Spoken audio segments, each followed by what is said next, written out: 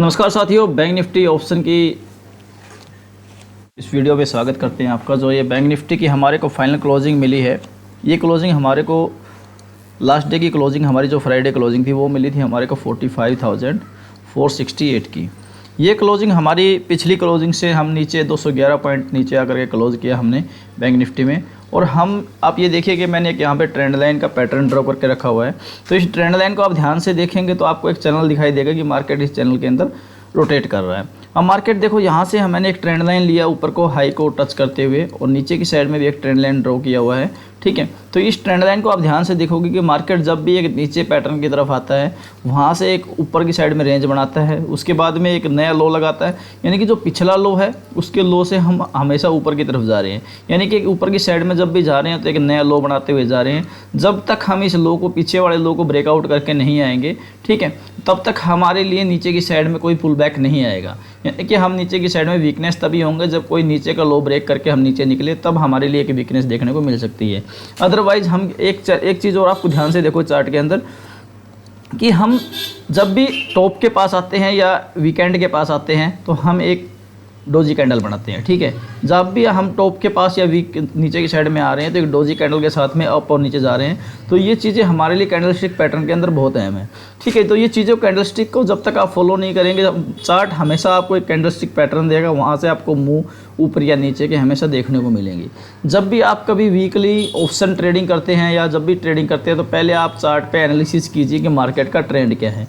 जब तक आप मार्केट का ट्रेंड नहीं पकड़ेंगे कि मार्केट इस वीक में कहाँ पे ट्रेंड करने वाला है, ऊपर करने वाला या नीचे करने वाला, तभी आपका तब तक ऑप्शन के अंदर आपका बड़ा पैसा नहीं बन सकता। ठीक है, और दूसरा क्या है कि आप रिस्क मैनेजमेंट को चीज़ें हम बार बार आपको वीडियो के थ्रू भी गाइडलाइन करते हैं और टेलीग्राम पे बताते रहते हैं कि आप अपना रिस्क मैनेजमेंट को, क्वांटिटी को, अपने पैसे को थोड़ा सेव करके रखिए। आज ट्रेडिंग में अगर आपको मूवमेंट नहीं मिलती है तो सपोज करो कल के सेशन में आपको मिलेगा, तब आप अपने कैपिटल को इसलिए लॉस से बचा करके रखिए। ठीक है, अभी हमारे लिए सबसे बड़ी बात क्या है, अहम बात क्या है कि जब तक हम नीचे की साइड में ये लेवल जो हमारा है नीचे की साइड में, देखो एक चीज़ आपको और देखो कि जब भी हम हायर एंड के पास आ रहे हैं तो हायर एंड के पास आप ध्यान से देखिए, वहीं पे हम सपोर्ट का काम कर रहे हैं। जहाँ भी हायर एंड है वहाँ पर आकर के हम सपोर्ट का काम कर रहे हैं। तो अगला हम जब ट्रेंड लेंगे तो हमारा सपोर्ट, अगर मार्केट ऊपर निकलती है तो वहाँ से सपोर्ट हमारा भी यही आने वाला है यहाँ पे। यानी कि मार्केट का क्या है, हायर एंड ही हमारा अभी सपोर्ट का काम कर रहा है। मार्केट हाई पे जाती है और वहाँ पे रह करके एक सपोर्ट लेवल का काम कर रही है। ठीक है, जैसे ही हाई पे निकलती है तो वहाँ पे एक सपोर्ट का काम कर रही है। तो मार्केट एक चैनल के अंदर है, जब तक इस चैनल से ऊपर या नीचे नहीं निकलेगी तभी हमें मुँह नहीं मिलेगी। अभी हमारे लिए जो ऊपर की साइड में 47,000 के ऊपर की साइड में टारगेट है 40। हम वीकली चार्ट पे अगर आपके पास कोई पोजीशन होल्ड है, तो सपोज करो आपके पास कोई बड़ी पोजीशन लेकर के आप बैठे हुए हैं, तो आप यहाँ पर 45,000 ये सबसे बेस्ट सपोर्ट जो हमारे लिए है, जिस सपोर्ट से हम लेकर के नीचे की साइड में निकले थे, ये हमारे लिए स्ट्रॉन्ग सपोर्ट था। ठीक है, उसके बाद में अभी हमारे लिए जो सपोर्ट निकल के आ रहा है, तो अभी हमारे पास ये जो सपोर्ट है, ये सबसे मेन सपोर्ट यही सपोर्ट आ रहा है। ये जो सपोर्ट है 45,800 का, 44,800 की सपोर्ट के साथ में आप पोजीशन को कैरी कर सकते हैं। ठीक है, लेकिन हमारे पास ये जो पोजिशनल ट्रेडर है उसके लिए 600-700 पॉइंट का एक स्टॉप लॉस हो रहा है। तो उसके बाद में हमारा एक स्टॉप लॉस जो 45,000 का जो स्टॉप लॉस होता है, कभी भी हम 500 या 1000 के कहीं भी सीरीज टॉप पे मार्केट के अंदर ट्रेंड करते हैं तो वो हमारे लिए हमेशा सपोर्ट रेजिस्टेंस का काम करता है। इन चीज़ों को आप हमेशा नोटिस में रखा करो। ठीक है, अभी हमारे लिए अगर पोजीशन यहाँ से मार्केट इस ट्रेंड के, इस कैंडलस्टिक के ऊपर मूव करता है यहाँ से, तो हमारे लिए फिर ऊपर की साइड में ट्रेंड लाइन हमारे लिए क्या होगा, एक रेजिस्टेंस का काम करेगा। ठीक है, तो नीचे की साइड में हमारा अगर ब्रेकआउट करके इस ट्रेंड को निकलते हैं तो ये हमारे लिए क्या करेगी, फिर ये ऊपर की साइड में हमारा रेजिस्टेंस हो जाएगा और नीचे की साइड में हमारा सपोर्ट लाइन क्या रहेगी, 44,800 का।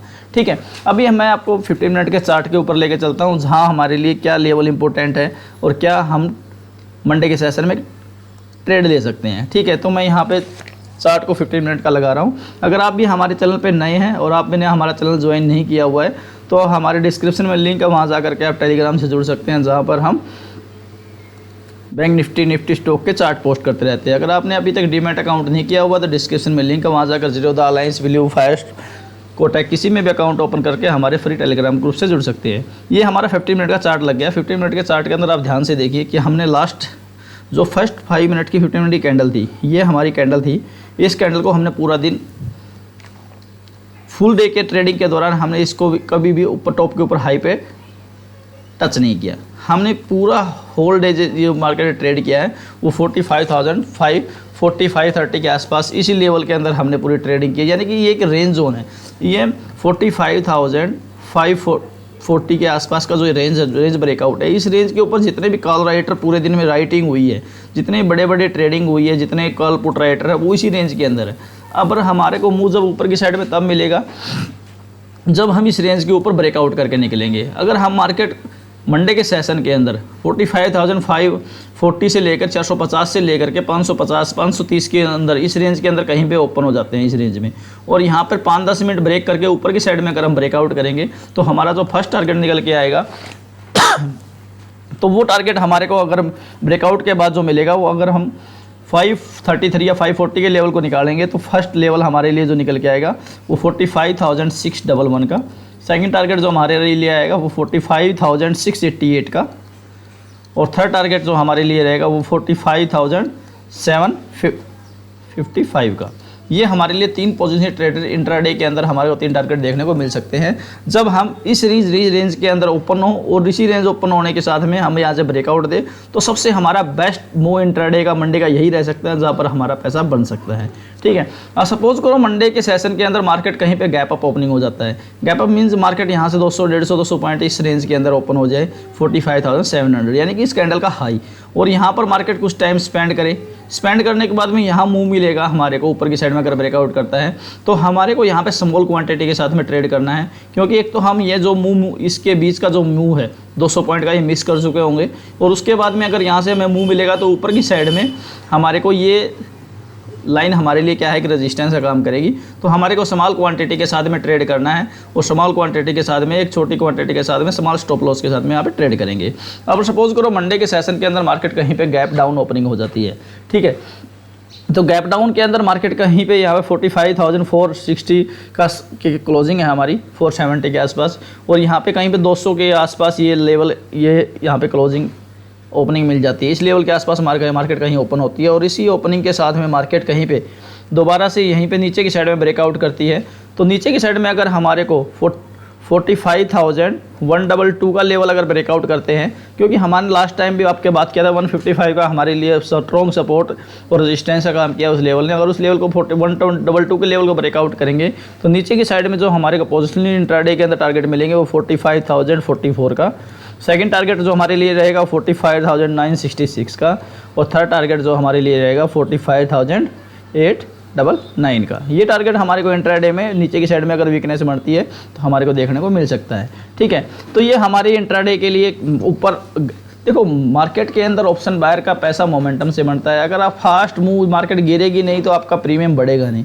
पैसा तभी बनता है ऑप्शन के अंदर जब आप बड़े मूव को पकड़ेंगे, और बड़े मूव को पकड़ने के लिए आपको उसके ऊपर एनालिसिस करनी पड़ेगी। आपको वन डे का चार्ट, वीकली चार्ट, तब तक ये चीज़ें चार्ट के साथ में आप कैंडलस्टिक पैटर्न को नहीं सीखेंगे, रेजिस्टेंस को, इनसाइड कैंडल को, यानी लोट्स ऑफ यहाँ पे क्या है कैंडलस्टिक पैटर्न्स हैं जहाँ पे आपको स्टडी करनी ज़रूरी है। ठीक है, तब तक चीज़ों को आप कॉपी पे होमवर्क नहीं करेंगे, चीज़ों को सीखेंगे नहीं, समझेंगे नहीं, तब तक ये चीज़ें आपके समझ में नहीं आएंगी। ठीक है, अभी हमारे ये चीज़ें आपको मंडे के लिए हमने आपके साथ डिस्कस की। अभी आप कुछ चीज़ें आपको हम बताते हैं कि हमारे लिए सबसे, मैं इसको चार्ट को थोड़ा सा साइड कर देता हूँ।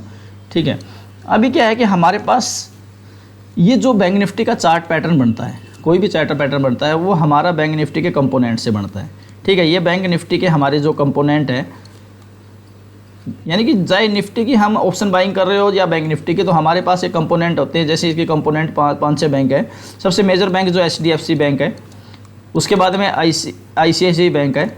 ठीक है, उसके बाद में axis bank, Kotak bank, SBI bank. ठीक है, ये मेजर बैंक है। इनमें से 2 बैंक ऐसे हैं जिनका वेटेज 48% के अप्रोक्स है। ठीक है, यही बैंक निफ्टी का मूव, यानी कि 1 पॉइंट अगर HDFC बैंक मूव करता है तो बैंक निफ्टी यहाँ से 10 से 12 पॉइंट मूव कर जाता है। ठीक है, ऐसे ही सेम ICICI बैंक है। अगर ये बैंक अगर यहाँ से 2 रुपये मूव कर गया तो बैंक निफ्टी यहाँ से 20 रुपये मूव कर जाता है। ठीक है, और ये एक्सिस बैंक का 1 पॉइंट मूव करने से 7 से 8 पॉइंट का मूव होता है। कोटक बैंक का भी सेम 7 से 8 पॉइंट का मूव रहता है। SBI बैंक में 4 से 5 पॉइंट का मूव मिलता है। अगर आपको ये पॉइंटों का कंपोनेंट का पता नहीं है, इन चीज़ों के बारे में आपको स्टडी नहीं है, तो आप कमेंट बॉक्स में बताना, तो हम इसके लिए भी आपके लिए वीडियो लेके आएंगे कितना मूव करने से। अब ये बैंकों के कंपोनेंट को जब तक आप देखोगे नहीं, रीड नहीं करोगे, बैंकों के चार्ट पढ़ना नहीं सीखोगे, तो आपको चीज़ें समझ में नहीं आएंगी। तो बैंकों के एक HDFC बैंक के साथ में अगर हमारा HDFC बैंक ऊपर की साइड में जा रहा है और उसके साथ में ICICI बैंक नीचे की साइड में जा रहा है, तो हमारे को मार्केट में बड़े मुंह नहीं मिलेंगे। अगर एक बैंक के साथ में ये 3 बैंक और जुड़े हुए हैं तो हमारे को मुंह तो मिलेगा, लेकिन वो फास्ट मुंह नहीं मिलेंगे। इसलिए जब भी सारे बैंक कोई पोजीशन एक मुंह में हो, एक साइड में चले, तो अब हमें कोई भी बड़े ऊपर की साइड में या नीचे की साइड में मुंह कैप्चर करने को मिल सकते हैं। ठीक है, अभी सबसे बड़ा सिनेरियो क्या रहता है कि हम कोई भी क्वांटिटी ट्रेड करते हैं। क्वांटिटी ट्रेड करो, सपोज करो यहाँ पे हम 1 लाख का कोई कैपिटल लेकर के आते हैं। ठीक है, ये सिनेरियो आप ध्यान से समझना है कि चीज़ें मैं आपके साथ डिस्कस करूँगा धीरे धीरे, और हम कल से कोशिश करेंगे, कल के सेशन से हम कि दोपहर में 2 बजे या 2:30 बजे के आसपास लाइव आकर के चीज़ें आपको मार्केट में समझाएं।